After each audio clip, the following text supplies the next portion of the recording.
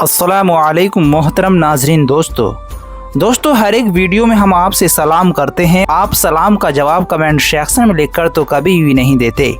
क्या आप दिल ही दिल में सलाम का जवाब देते हैं या नहीं? कमेंट सेक्शन में यस या नो लिखकर ज़रूर बताएं। अल्लाह के हबीब फरमाते हैं, सलाम करना सुन्नत है और सलाम का जवाब देना वाजिब है। दोस्तों ये सवाल मैं आपसे इसलिए कर रहा हूँ कि हमारी वीडियो पर जो लोग आए हैं वो अपनी उम्मीद ये ज़रूर लगाए होंगे हम ज़िंदगी में एक बार हज ज़रूर कर लें। इसीलिए हम आपसे ये पूछ रहे हैं, आप ये नेक काम कर रहे हैं या नहीं? हज एक महत्वपूर्ण धार्मिक यात्रा है जिसे दुनिया भर के सभी मुसलमानों को अपने जीवन में कम से कम एक बार करना होता है।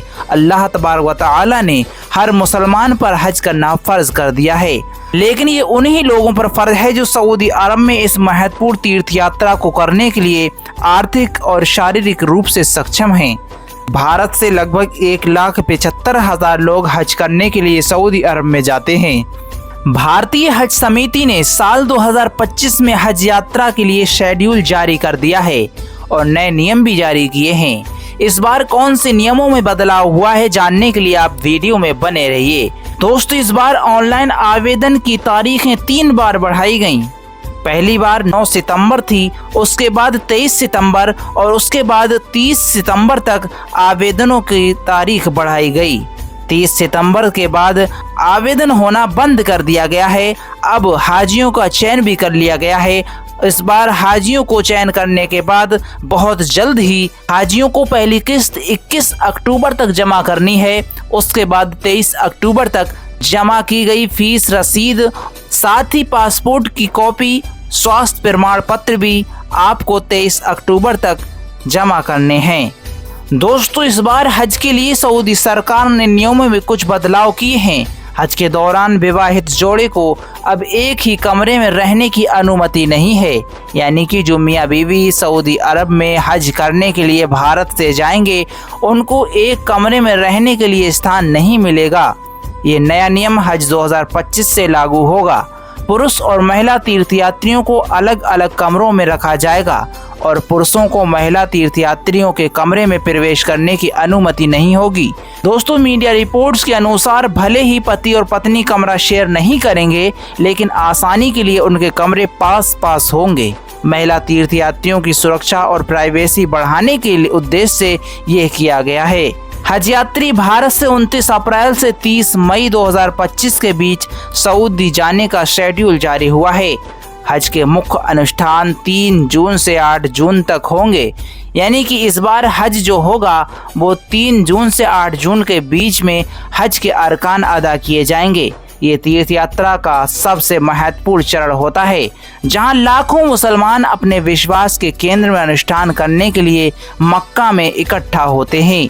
दोस्तों हज पूरा करने के बाद तीर्थयात्री अपनी वापसी यात्रा शुरू कर देते हैं, लेकिन हज यात्रियों को सऊदी अरब में लगभग 40 दिन रहना होता है। 40 दिन में वो वहाँ पर कुछ दिन मदीना शरीफ में भी रहते हैं और वहाँ की ज़ियारतें करते हैं। मक्का शरीफ में भी बहुत सी ज़ियारतें हैं, उनमें हाजी ज़ियारतें करने जाते हैं। दोस्तों भारतीय हज कमेटी के ज़रिए अगले साल यानी कि साल 2025 में हज पर जाने वाले कुल 1,22,518 नागरिकों का चयन कर लिया गया है। हज कमेटी की ओर से जारी बयान में कहा गया है कि हज 2025 के लिए हज कमेटी का कोटा 1,22,518 तीर्थयात्रियों का तय किया गया है, जबकि कुल 1,51,918 सही आवेदन मिले। बताया गया है कि अगले साल हज पर जाने वाले लोगों का चयन हज कमेटी के दिल्ली कार्यालय में कंप्यूटरीकृत लॉटरी के जरिए किया गया। और दोस्तों आप जान लीजिए कि 65 साल या उससे अधिक उम्र के 14,728 हाजियों और बिना महरम वाली महिलाएं 3717 महिलाओं का चयन लॉटरी के बिना किया गया। साल 2024 में 14 जून की शाम चांद दिखने के बाद इस्लाम धर्म की पवित्र हज यात्रा प्रारंभ हो गई थी। हज यात्रा इस्लामिक कैलेंडर के आखिरी महीने जिलहज्जा में की जाती है। इस पाक महीने में इस्लाम धर्म के अनुयायी सऊदी अरब के मक्का शहर में हज यात्रा के लिए जाते हैं। इस्लाम धर्म की मान्यताओं के अनुसार हर मुस्लिम को अपने जीवन में एक बार हज जरूर करना चाहिए। हज यात्रा को इस्लाम के 5 मुख्य स्तंभों में से एक माना जाता है। यह ऐसी परंपरा है जो शारीरिक और आर्थिक रूप से सक्षम मुस्लिमों को अपने जीवन में कम से कम एक बार जरूर करनी चाहिए। इस्लाम धर्म में हज करने वालों को हाजी कहा जाता है। जिलहज्जा के 7वें दिन हाजी मक्का शहर पहुंचते हैं। हज यात्रा के पहले चरण में हाजी एहराम बांधते हैं। ये एक सिला हुआ कपड़ा होता है जिसे शरीर पर लपेटा जाता है। इस दौरान सफ़ेद कपड़ा पहनना ज़रूरी होता है, इसी को एहराम कहा जाता है। हालांकि महिलाएं अपनी पसंद का कोई भी सादा कपड़ा पहन सकती हैं, लेकिन हिजाब के नियमों का पालन करना बहुत ही ज़रूरी होता है। दोस्तों, हज यात्रा के संबंध में आपका कोई सवाल या कोई सुझाव हो तो वो भी आप कमेंट सेक्शन में लिखकर बता सकते हैं। फिलहाल इस वीडियो को ज़्यादा से ज़्यादा लाइक करें। आप चैनल पर पहली बार आए हैं तो दोस्तों चैनल को सब्सक्राइब ज़रूर करें।